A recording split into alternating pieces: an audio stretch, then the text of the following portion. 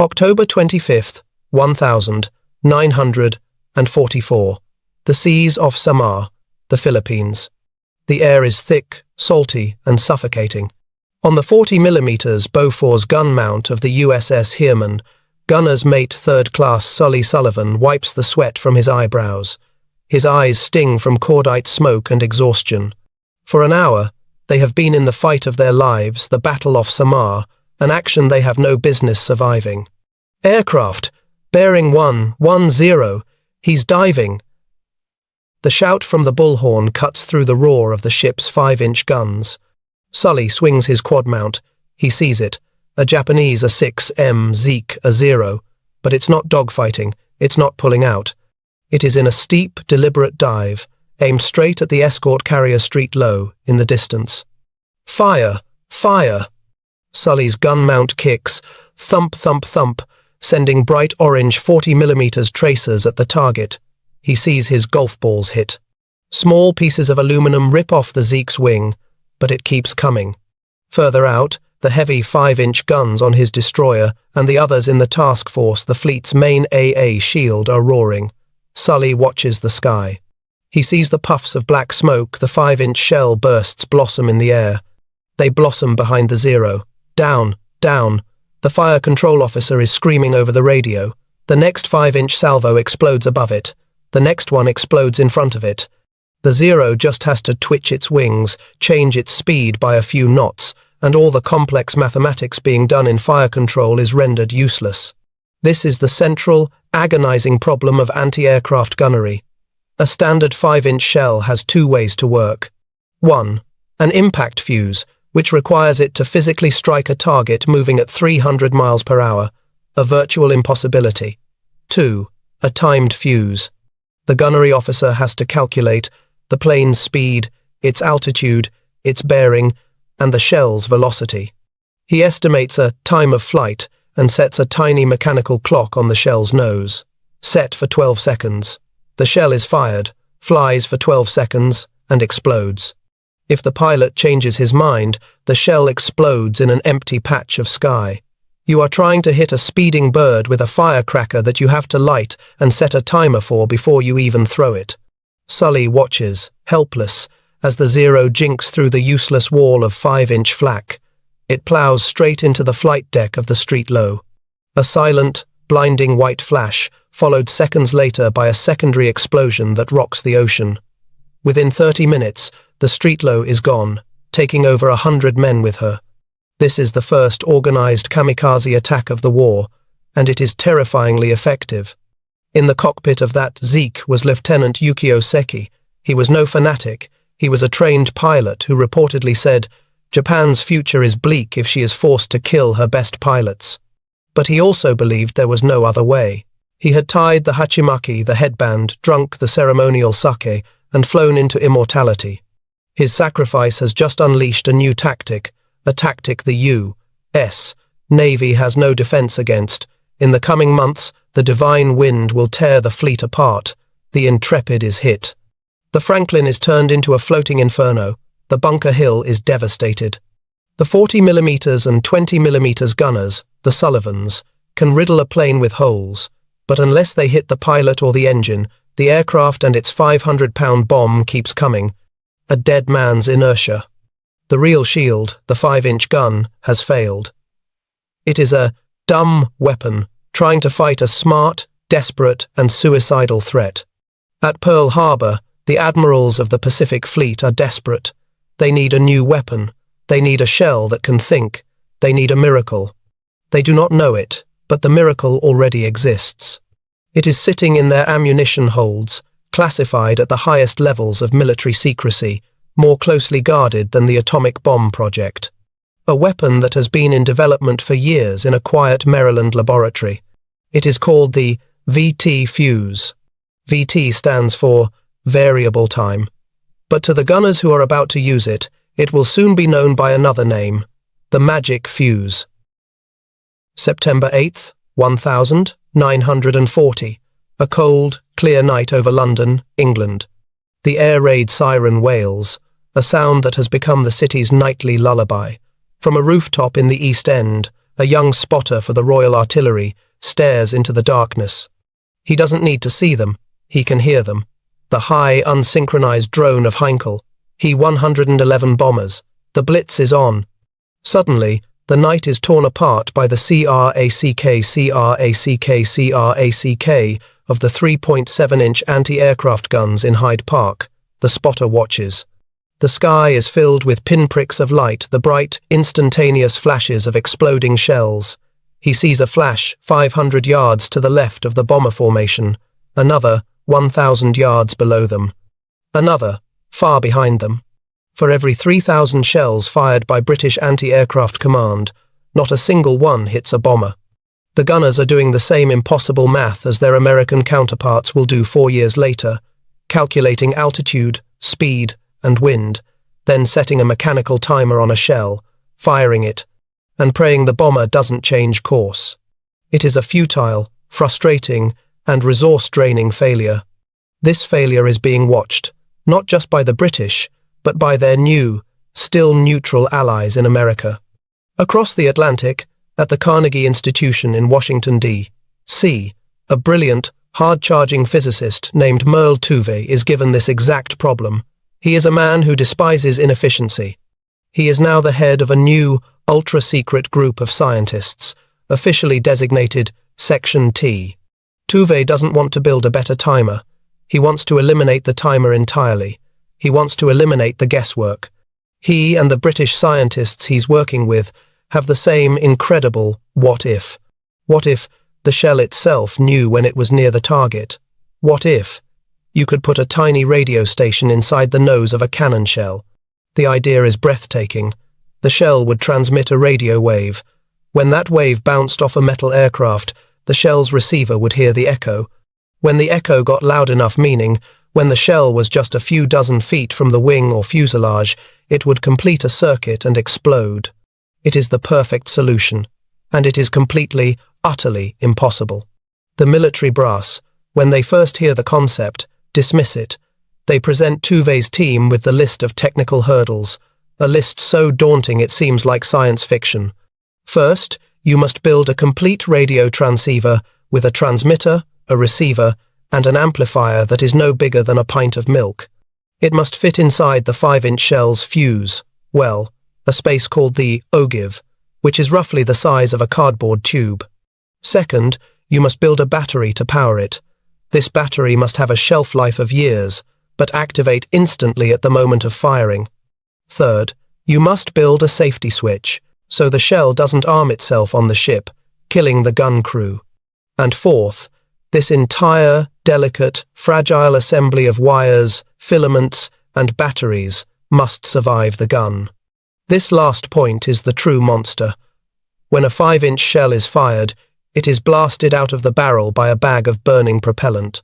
The force of this acceleration is known as setback.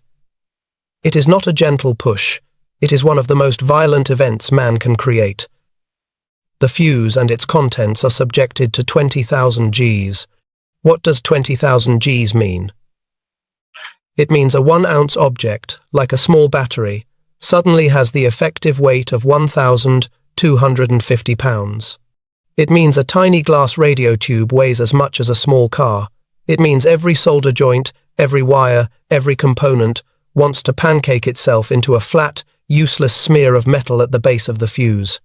An engineer at the time famously said their job was to build a pocket watch, put it in a cannon, fire it 3 miles, and have it still ticking when it lands. Except Tuve's team had to build something infinitely more delicate than a pocket watch. They started work in a cramped laboratory at Johns Hopkins University's Applied Physics Laboratory, APL, a civilian organization that became the heart of the project. The first tests were failures. They would build a prototype, pot it in wax for strength, take it to a test range, and fire it into a bale of cotton. When they recovered it, it was junk. The tubes were dust. The batteries were crumpled messes. The project seemed doomed, but the scientists at APL and their counterparts at industrial partners like Sylvania and RCA began to attack the problem, 1 G-force at a time. First, the radio tubes. A standard radio tube was a delicate glass bulb with a heating filament and metal grids, all held in a vacuum. It would shatter if you dropped it on a table. At 20,000 Gs, it didn't just break, it vaporized. The solution? They had to invent a new kind of tube. The team at Sylvania built the ruggedized tube. It was tiny, the size of a pencil eraser. It had no glass bulb. Its components were fused directly into a solid ceramic casing. The internal parts were braced and reinforced until they were as solid as a piece of steel. It was a marvel of microengineering. Second, the battery. How do you create a battery that doesn't work until you fire it? A pre-charged battery would die on the shelf. The solution, by a scientist named Vannevar Bush, was pure, elegant genius. They built a dry cell battery, but with no electrolyte, no battery acid. The electrolyte, a corrosive liquid, was stored separately inside the fuse in a small sealed glass vial, an ampule. When the gun fired, the 20,000 Gs of setback force did its job. It instantly shattered the glass vial. The liquid, driven by the force, was slammed into the battery's stack of carbon and zinc plates, soaking them in an instant. Within milliseconds, the battery was live and pouring electricity into the radio tubes. Third, the safety mechanism. This was the most critical part. What if a sailor dropped a fused shell? The glass vial might break, the battery might activate, and the fuse could arm, blowing up the ship's magazine. The APL team designed a second, brilliant safety system based on the other force in a cannon shell, spin. To be accurate, a shell is rifled. It spins at thousands of revolutions per minute as it leaves the barrel. The scientists inserted a small electrical switch in the detonator circuit.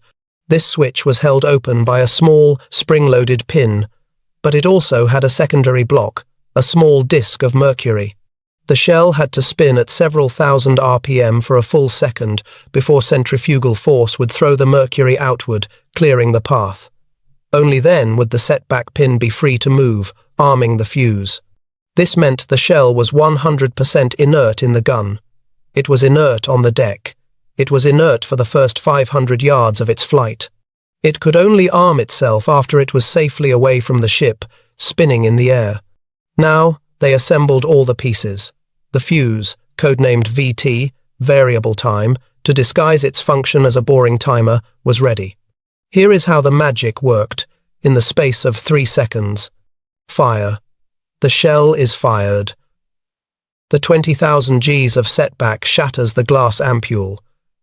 The battery acid soaks the plates. Flight, 0.1 seconds.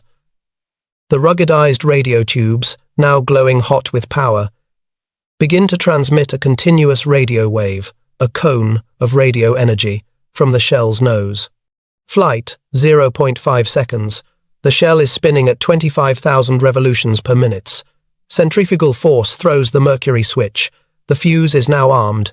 It is listening. Approach, 2 to 10 seconds. The fuse's radio wave travels outward. It hits a metal aircraft. An echo, the Doppler-shifted reflection, bounces back. The trap, the fuse's receiver, hears the echo. The closer the shell gets, the louder and stronger the echo becomes. The fuse's amplifier circuit is designed to measure this. Detonation. When the echo signal reaches a specific, preset power level, meaning the shell is within a 70-foot kill zone, a final thyrotron tube acts as a switch, completing the circuit and firing the detonator. The shell doesn't need to hit, it just needs to get close. January 5th, 1943. Off the coast of Virginia. The new cruiser USS Cleveland is steaming in the Atlantic. The crew is told to prepare for an anti-aircraft test. A drone aircraft is launched. The gunners with the old-timed fuses fire first. They fire hundreds of rounds. They come close. They never hit it. Load the new ammunition. The order comes down. The gun captains are wary. They don't know what it is. The 5-inch guns are loaded. The target drone buzzes overhead. Fire. The Cleveland's guns roar. The shells race into the sky. One shell flies under the drone's wing. It does not hit. Suddenly, a bright, white-orange flash. The shell explodes in mid-air. The drone's wing is sheared off. The plane disintegrates into 1,000 pieces, which rain down into the sea. On the deck of the Cleveland, the gun crews are silent. They are staring. They have just seen magic. An admiral observing the trial sends a frantic, one-sentence message back to the APL. This is the most revolutionary, most important combat development of all time.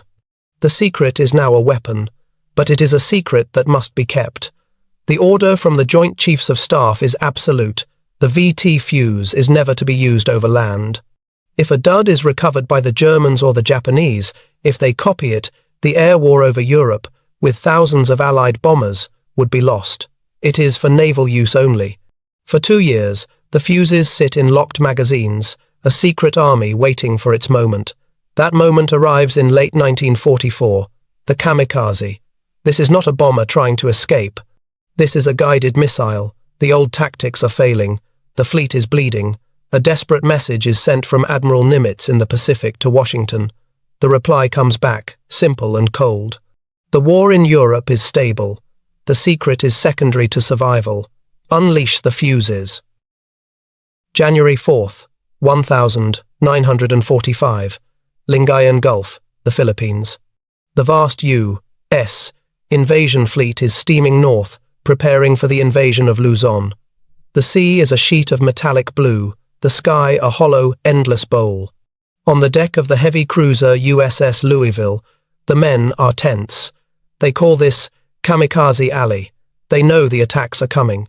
In the 5-inch gun director, high above the bridge, Fire Controlman Second Class, Art Lupo, is scanning his sector. He's a veteran. He's seen the street low. He's seen the Bunker Hill. He has seen friends burn. He hates the 5-inch guns. He calls them scarecrows, good for making smoke, but useless for killing. For the past 2 days, yeomen have been carefully distributing new ammunition from the deepest magazines. The crates are marked with a new code. Fuse, VT, Mark 53. The gunnery officer held a brief, tense meeting. Listen up. This is new ammunition. Do not fire it if you are below 3,000 feet. Do not fire it over land. And for God's sake, do not drop it. You will fire it when I tell you to. That is all. The crews are spooked. They call it funny fuse. They whisper that it's loaded with poison gas, or that it's a new type of phosphorus. No one knows the truth. 17 hours. The divine wind arrives, right on schedule. Radar contact, multiple bogies, bearing 270 40 miles, Angels 15. The general quarters alarm shrieks, BONG, BONG, BONG, BONG. Man, your battle stations, this is not a drill. Art Lupo puts his eyes to his optical rangefinder. His stomach tightens. It's not one plane. It's not two. It's a swarm. At least 16 Japanese aircraft, Zeeks, Vals, Bettys, a mixed, desperate wave. Half are friendlies, conventional bombers. Half are bandits, kamikazes. Director, we have targets. Engage at 12,000 yards. Comes the reply from the bridge. Load the VT. Load VT. The gun captain screams. The loaders slam the 55-pound shells into the breeches. Gun 1, up and ready. Gun 2, up and ready. Target 1, lock. Lupo's director whirs, feeding data to the analog computer below deck. Range, speed, bearing, solution set. Fire! The cruiser's entire starboard battery of 5-inch guns erupts, a deafening, rolling thunder.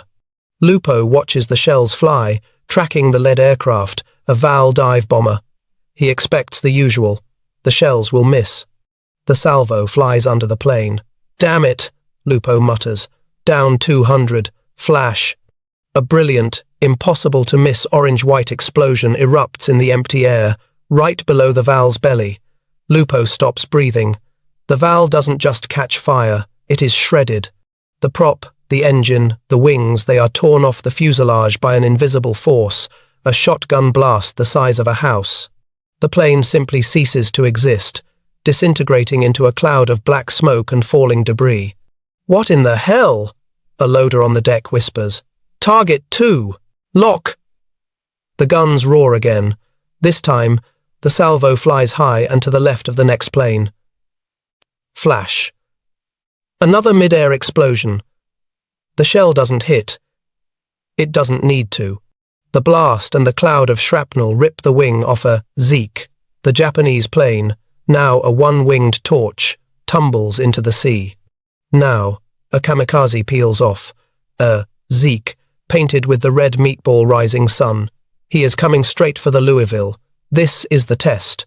The 40mm and 20mm guns are thumping, a desperate, close-in drumbeat. 5-inch, take him, take him. The 5-inch guns fire a single, panicked salvo. The shells race to meet the Kamikaze. 1, 2, 3. They are all misses. They pass the plane. Flash, flash, flash. 3 shells explode, forming a perfect triangle of death around the Zeke. The aircraft, caught in the converging blast waves and the hurricane of shrapnel, is vaporized. It is not just destroyed, it is deleted from the sky. On the deck, the gunners, who moments before were braced for impact, are staring, mouths open. Then, a cheer erupts. A wild, primal, unbelievable roar of triumph. Did you see it?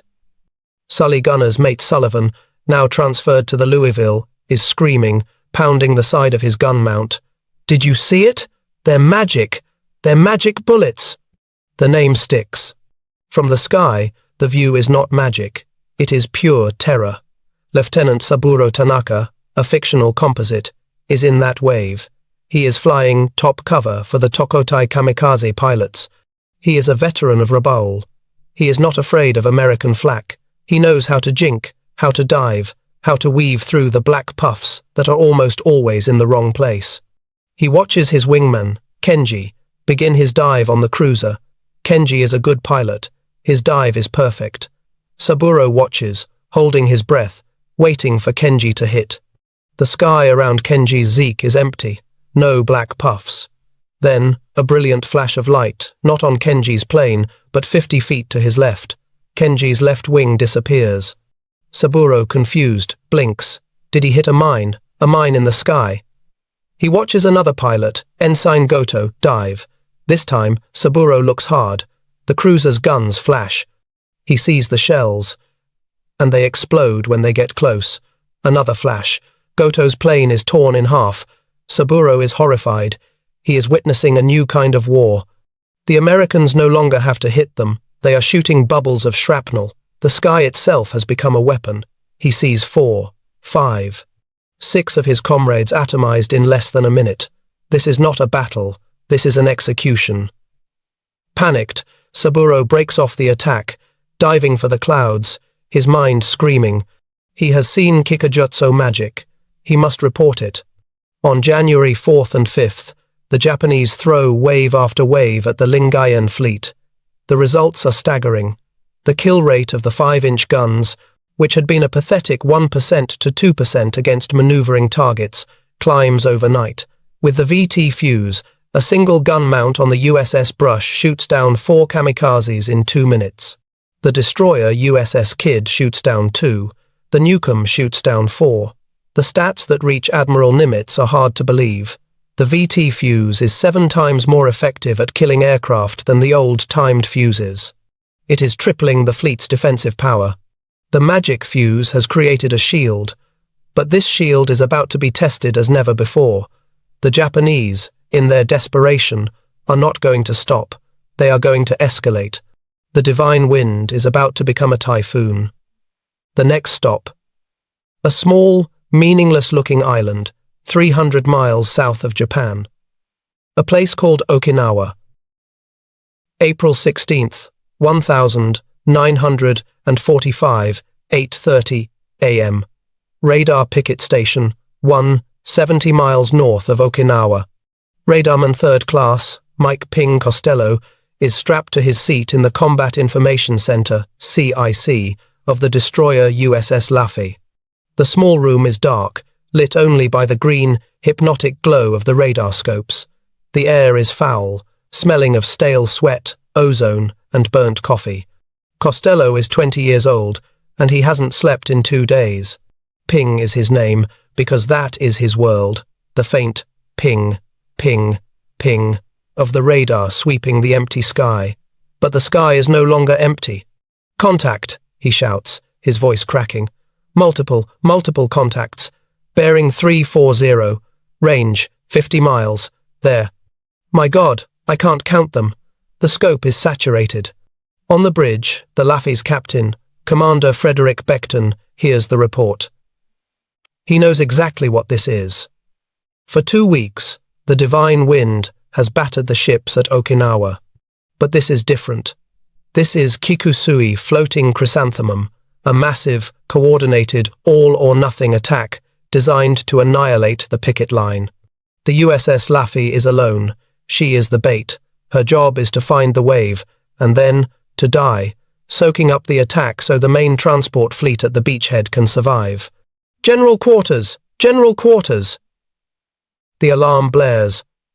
All mounts! Load VT! Load VT! Stand by for mass attack! The Japanese are coming, not just with kamikazes. They are coming with fighters, dive bombers, and torpedo planes, a hornet's nest of over 50 aircraft, all converging on this single 2,000-ton tin can. 8:32 a.m. The first wave hits. Bandits at 10 miles, Costello screams. Engage, Beckton orders. The Laffey's 12 5-inch, 38 caliber guns, the main battery, come alive. The ship shudders. In the sky, the Japanese pilots see it. A Judy dive bomber, flown by Ensign Kenichi Watanabe, is at the head of the pack. He has been told to expect flak. He has not been told what to expect next. He begins his dive, his eyes fixed on the destroyer's silhouette. The sky in front of him flashes. Not a black puff. A brilliant, white-orange detonation. Watanabe's cockpit is suddenly filled with a deafening roar as 1,000 pieces of red-hot shrapnel, traveling at 3,000 feet per second, rip through his thin aluminum skin. The VT fuse from the Laffey has detonated 70 feet from his wing. The Judy is shredded. The engine block is torn from its mounts. Watanabe is killed instantly, his plane disintegrating before he even gets within 40 millimeters range. Splash 1, the CIC screams. Splash 2, splash 3. The sky around the Laffey becomes a sphere of impossible explosions. The 5-inch guns are firing a continuous, rolling barrage, creating a bubble of shrapnel that planes are flying into. The Japanese pilots are stunned. They are being killed by empty air.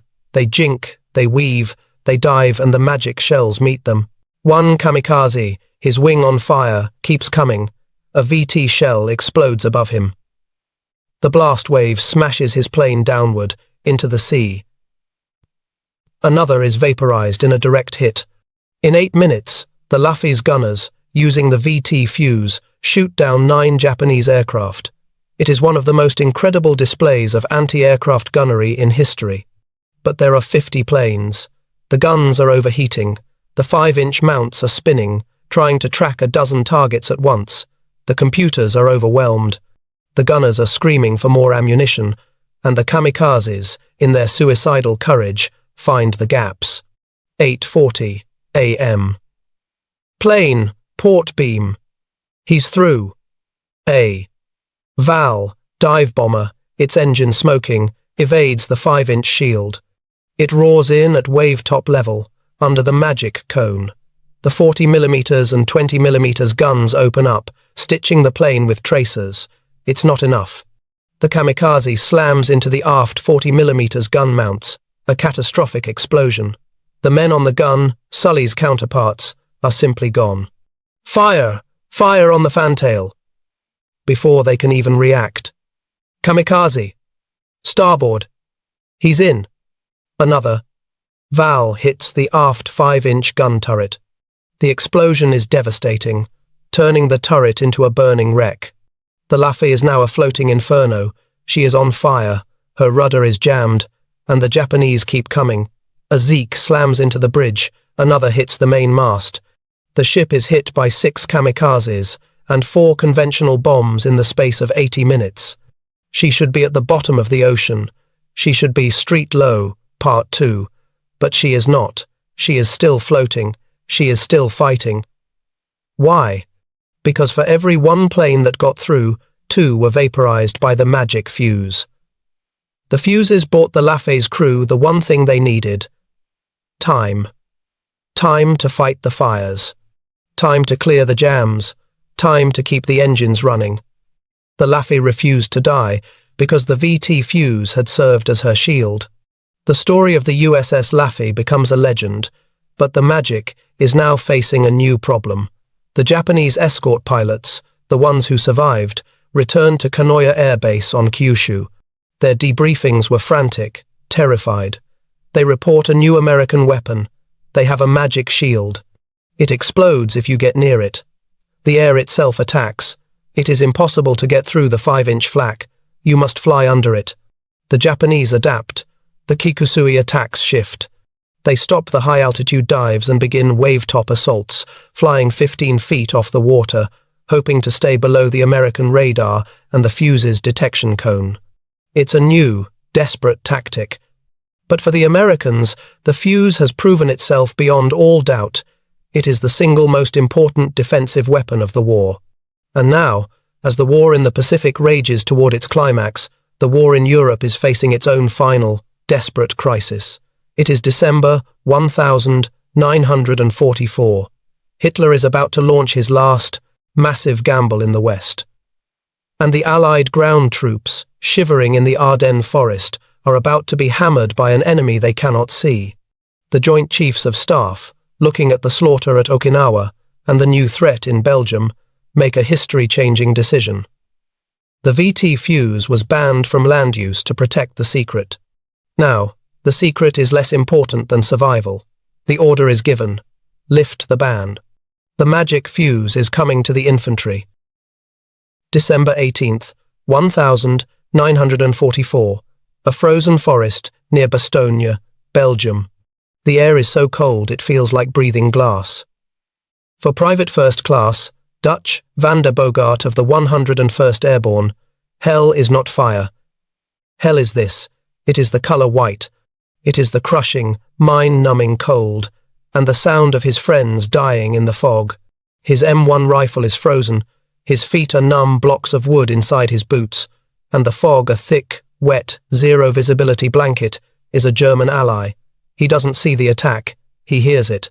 The high, terrifying scree of an incoming German shell. He dives face first into his foxhole, a shallow scrape in the frozen earth. Crump. The shell, a 105 millimeters, impacts in the soft snow 40 yards away. The sound is dull, muffled. The snow has eaten the explosion. It has buried itself, digging its own grave, sending its shrapnel harmlessly upward into the overcast sky. Dutch peers over the frozen dirt. He is safe. This is the grim reality of artillery in winter. An impact fuse is useless in snow. The only thing that works is a direct hit, and in this fog, the German gunners are just firing at maps. But the Germans have another weapon, a low whoosh sound, a sound like tearing cloth. Incoming! Whoosh crack, whoosh crack. The trees above Dutch's position explode. Not the shells, the trees. The Germans are using their own airburst shells with crude, mechanical timers set to explode at treetop level. Shrapnel and splintered wood rain down. Corpsman! Corpsman! A man in the next foxhole is screaming. This is the Battle of the Bulge, Hitler's last, desperate offensive. And the American infantry, dug in, surrounded, and freezing, is being systematically, scientifically, cut to pieces by artillery they cannot see, from an enemy they cannot hit. Miles behind the lines, at a fire direction center for a 155 millimeters Long Tom artillery battery, Lieutenant Jack Hennessy is staring at his maps, his hands shaking not from fear, but from rage. His spotters at the front are begging for help. We're being hammered. They're massing for another attack in the woods at grid 409. Can you please give us some fire? Hennessy has been firing for 3 days. His guns have fired hundreds of high explosive rounds at those woods. And his spotters keep calling, "No effect, no effect." They're still coming. His shells, like the German ones, are burying themselves in the snow. He is just making holes. He is not killing a single German soldier, and the infantry knows it. A jeep, its canvas top covered in snow, skids to a halt outside his tent. A major from Ordnance jumps out, his face grim. "Lieutenant Hennessy? You're firing on 409? "Yes, sir. And we're not doing a damned bit of good." "Well," the major says, throwing open the back of the jeep, "let's fix that." The jeep is filled with wooden crates. Inside, nestled in straw, are fuses. But they are not the standard, pointed mechanical timer fuses. They are bulbous, with a distinct plastic nose cone. "What the hell are these?" Hennessy asks. "They're called POSIT," the major says, using the new land warfare code name. "It's a proximity fuse. Don't ask me how it works. They say it's radar. All I know is, you don't set a time, you just fire it." "What's the effect, sir?" The major looks at him. "They tell me it's effective." Meanwhile, in that patch of woods at grid 409, SS Grenadier Hans Schmidt, a veteran of the Eastern Front, is bored. He is cold, but he is safe. He and his platoon are huddled in deep, well-dug foxholes, waiting for the order to advance. He hears the familiar sound of the American artillery firing from miles away. The long, incoming whistle. He doesn't even flinch. He pulls his wool blanket tighter. The Americans are amateurs. Their shells will get lost in the snow. They will hit 100 yards away. It is just noise. He hears the whistle. It's getting closer. S. He waits for the crump. It never comes. Instead, 50 feet above his head, the sky rips open. Flash crack. It is not one shell. It is a dozen. A time on target. Salvo. All arriving at the same instant. Hans Schmidt looks up, confused. He sees a sheet of white-orange light. He feels a sound like a billion angry hornets. The VT fuses, the POSIT fuses, have done their job. They didn't look for a plane. They looked for the ground. As the 155mm shells screamed down in their final ballistic arc, the tiny radio transmitters in their noses read the echo from the frozen earth. And at the perfect, preset altitude of 60 feet, they all detonated. This is the airburst. A shell hitting the ground wastes 80% of its energy digging a hole. An airburst shell explodes downward. It is a giant, flying shotgun. A cloud of thousands of red-hot, razor-sharp shrapnel fragments, traveling at supersonic speed, scythes the forest. It doesn't care about foxholes. It doesn't care about trenches. It doesn't care about snow. It comes from above. Hans Schmidt's world ends. The shrapnel rips through the thick pine branches as if they were paper. It hits the men in the open. It hits the men in their safe holes. It turns the snow from white to red. The entire German platoon, which was safe 1 second before, is annihilated. It is not a battle. It is a mechanical massacre. The effect on the Battle of the Bulge is immediate, and it is decisive. The German High Command is thrown into chaos. Their soldiers, who had advanced with arrogance, are now terrified. Their reports to HQ are frantic, disbelieving. The Americans are using a new weapon. The air is exploding above our heads. It rains steel. We cannot move. We cannot dig. If we mass for an attack, we are butchered. The German offensive was built on the shock of its artillery and the concentration of its panzer and infantry units, all hidden by the fog. But the VT fuse does not need to see. The American 105mm and 155mm batteries, now firing POSIT rounds, become the angels of the battlefield. A German panzer column forms up on a road. A single call from a spotter. A single salvo. The shells explode over the tanks. The shrapnel doesn't hurt the panzer's thick armor, but it slaughters the unarmored supply trucks. It kills the infantry support. It shreds the crews who are outside their tanks. The attack stalls. A German mortar team is hiding in a gully. A salvo of VT. The shrapnel rains down into the gully, killing the crew. A German anti-aircraft battery, a flak gun in an open pit. A VT fuse. The gun pit is a death trap. This is the ultimate irony. The fuse, designed to defeat flak, is now being used to kill the flak gunners on the ground. When the skies finally clear on December 23rd, the magic fuse, combined with the air support from the P-47 Thunderbolts, shatters the German offensive. General George S. Patton, a man who believed artillery was the queen of battles, is given a demonstration. He watches the shells rip the air apart, precisely where they are supposed to. He is stunned. He immediately requisitions every fuse he can get. He will later write a letter to the Ordnance Department, a letter that is not hyperbole. The funny fuse is the most important innovation in artillery since the machine gun. This fuse won the Battle of the Bulge for us. I think that when all armies get this fuse, it will change the face of land warfare. It has. The secret weapon, saved for the Navy, has just saved the Army. By March 1945, as the Allies push across the Rhine, the secret is fully out. The German army, broken and in full retreat, is hounded at every step by this rain of steel. The war in Europe is over. But the war in the Pacific is entering its final, apocalyptic phase. The kamikazes at Okinawa were just the beginning. The intelligence is clear. The invasion of the Japanese homeland, Operation Downfall, will be met by thousands of kamikaze planes and millions of soldiers dug into the earth. It will be the Battle of the Bulge and the Battle of Okinawa, combined and on a horrific scale. The VT fuse, the magic bullet, now has one last terrible job to do. Summer 1945. The War Department, Washington, D.C. The maps on the wall are no longer of Europe. They are all of one place, the Japanese home islands. The war in the West is over. The war in the East is entering its apocalyptic final act. The men in the room, generals and admirals, are not celebrating. They are grim-faced, staring at the casualty estimates for the planned invasion of Japan, codenamed Operation Downfall. The numbers are sickening.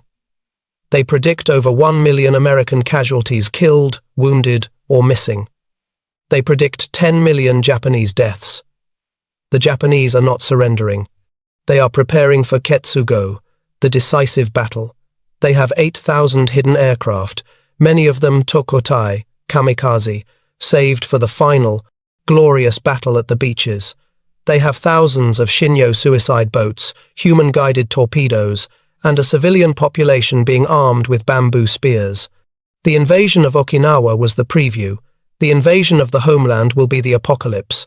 And the only thing that makes this invasion mathematically possible, the only thing standing between the U.S. Navy and total annihilation by 8,000 kamikazes, is the VT fuse. By now, American industry, a fully awakened giant, is producing 40,000 magic fuses per day. The plan for downfall is built on this magic.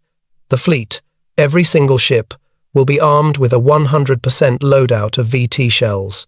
The sky will become a solid, impenetrable ceiling of shrapnel, a meat grinder for the last of the divine wind. On the beaches, the first waves of infantry will be supported by an artillery barrage unlike anything in human history. The posite fuses, proven in the Ardennes, will be used to fire airbursts on demand, clearing bunkers, trenches, and mortar pits before the troops even set foot on the sand. The VT fuse is the linchpin. It is the unspoken, top-secret architect of the entire Allied endgame. In Japan, the High Command knows they have lost, but they do not know why they lost so decisively in the air. Japanese engineers had, in fact, recovered dud VT shells. They recovered them from Laffey's battlefield. They recovered them in the Philippines. They stared, baffled, at the impossible gadget, the tiny, ruggedized tubes, the strange, shattered glass vial, the complex wiring. They could not comprehend it. It was, as one captured pilot had first reported, magic. They could not copy it. They could not jam it. They had no defense against it. They knew that their final, glorious wave of 8,000 kamikazes would be flying into the same wall of exploding steel that had butchered their comrades at Okinawa. This, then, is the silent, terrible choice facing President Harry Truman. Option 1. Operation Downfall. 1 million American casualties. 1,000,000 lives saved by the VT fuse, but 1,000,000 lost in the fire. Option 2. A new, second, secret weapon. A gadget even more terrible, more absolute than the fuse. August 6th, 1945, 8:15 a.m. The Enola Gay drops a different kind of magic on Hiroshima. 3 days later, on Nagasaki. The world changes. Operation Downfall is scrubbed. The war is over. The atomic bomb, in its terrible, singular flash, gets the credit for ending the war. It is the weapon that forced the Emperor's surrender. But the VT fuse is the weapon that won the war. It won the Battle of the Atlantic, decimating the U-boats. Historical note. This is an exaggeration. It was primarily an AA weapon, though it helped defend convoy escorts. It won the skies over the Pacific, turning the Kamikaze from a war-winning terror into a desperate, suicidal failure. It won the Battle of the Bulge, turning the tide of Hitler's last offensive with a rain of steel. It saved London from the V1, buzz bombs. It is, without question, the third great secret of the war, alongside the atomic bomb and the breaking of the Enigma code. The Japanese pilots were stunned. They were stunned by a weapon they could not see, fired from guns that no longer needed to be accurate, exploding in a patch of empty air where they thought they were safe. They were, in the end, defeated not by a bigger gun or a faster ship, but by a magic fuse, a tiny, 2-pound, mass-produced radio station, a miniature radar set inside a can that could think.